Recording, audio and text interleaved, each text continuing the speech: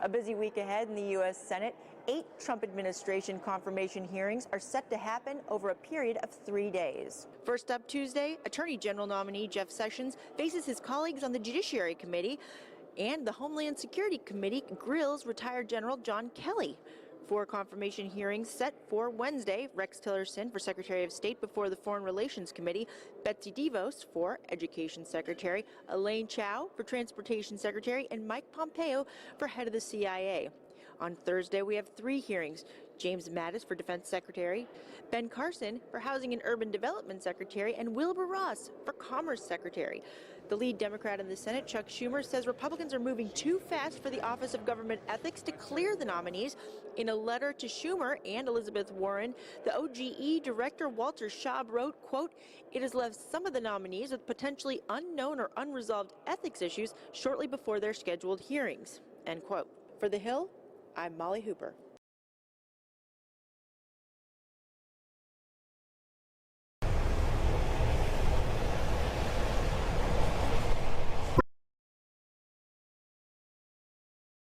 Law enforcement sees Sessions as police first. AG police and law enforcement officials are backing Senator Jeff Sessions as Donald Trump's pick to lead the Department of Justice. Law enforcement groups view Sessions as someone who will bring a police-first mentality to justice that they say was absent during President Obama's 8 years in office. In Sessions, they see a traditional law and order style enforcer who they believe will repair the relationship between the feds and local police that has grown frosty in the Obama administration. Sessions is backed by key figures from within several prominent police groups, including the Fraternal Order of Police (FOP), the nation's largest police union, the Federal Law Enforcement Officers Association, the National Association of Police Organizations, and the National Sheriff's Association. We have about a 20-year relationship with Jeff Sessions from his time in the Senate on the Judiciary Committee and our members in Alabama who worked with him, both as State Attorney General and a U.S. Attorney, and the best way to sum it up is that we don't have anything bad to say about Jeff Sessions, FOP Executive Director Jim Pusko told The Hill. He has extraordinary insight into the demands and stresses of a police officer's life and also has a real reverence for the rule of law. It sounds corny but it's true, and that's what our members pray for in a prosecutor. Obama's attorneys general, Eric Holder and Loretta Lynch, prioritized investigations into police practices, particularly in minority communities. That focus and growing nationwide attention to potential police abuses led to several high-profile Justice Department investigations into police departments in Cleveland, Baltimore, Ferguson, Mo, and elsewhere. Some law enforcement officials believe those investigations have produced onerous new restrictions and an intrusive level of oversight that they say has stripped the police of their ability to react instinctively to potentially dangerous encounters.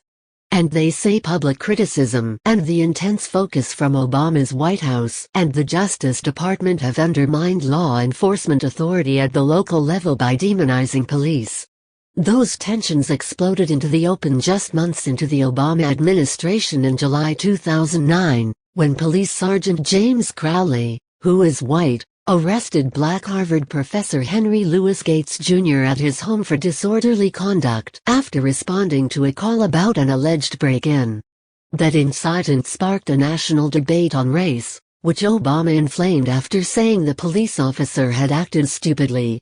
The president later backed away from those remarks, saying that both men could have responded differently to calm the situation. Obama eventually held a beer summit with Crowley and Gates at the White House, but the incident badly damaged his standing in the eyes of the police groups.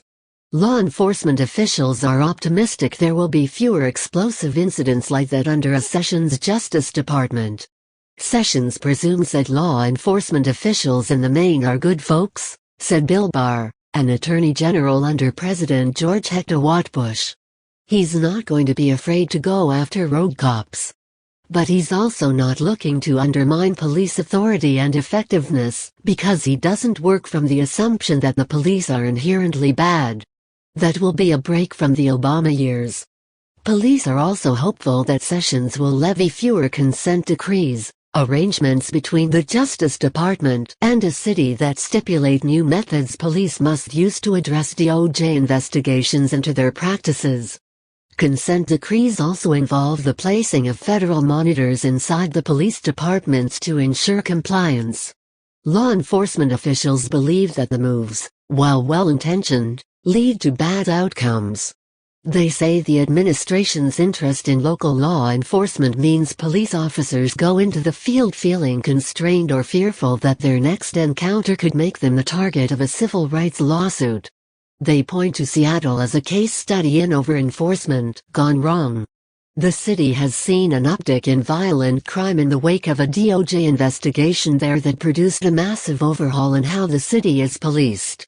The Justice Department concluded its investigation into Seattle's police department in late 2011. Crime levels spiked in 2013 and have remained above 2012 levels in the years since, according to the Seattle Police Department.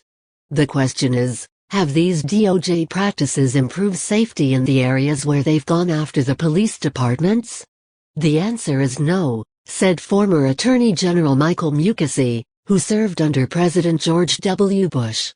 There have been something like 20 or 25 different investigations into police departments across the country, usually with unhappy results.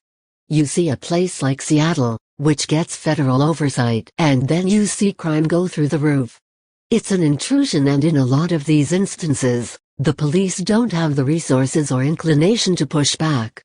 Pascoe, the FOP executive director, went further. Early on, particularly during Obama's first 4 years when now Labor Secretary Tom Perez was the Assistant Attorney General for Civil Rights, there was a virtual jihad against police departments and practices, Pascoe said. They imposed these unreasonable and draconian consent decrees to address real or perceived violations, and the quote remedies only exacerbated the rift with police. The bottom line is, when justice investigates, it's supposed to produce a better result or product and improve the situation. Instead, it seems to have exacerbated the problems and doomed some of these communities to failure. Still, Pascoe funneled most of his anger at Perez, who is presently running to be chairman of the Democratic National Committee, rather than the Obama administration as a whole. Not everyone in law enforcement has such a critical reading of the Obama administration's legacy.